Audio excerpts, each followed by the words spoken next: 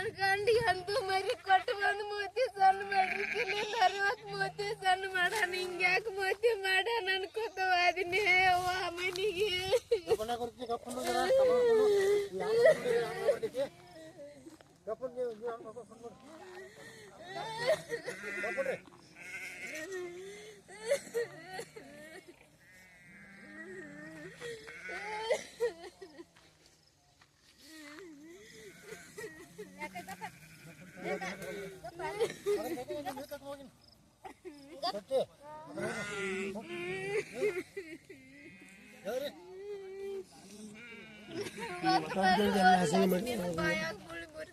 ಭಗವಂತ ಒಂದ್ರಿ ಹಂಗ ತಗೊಂಡು ಹೋಗ್ತಿಲ್ಲ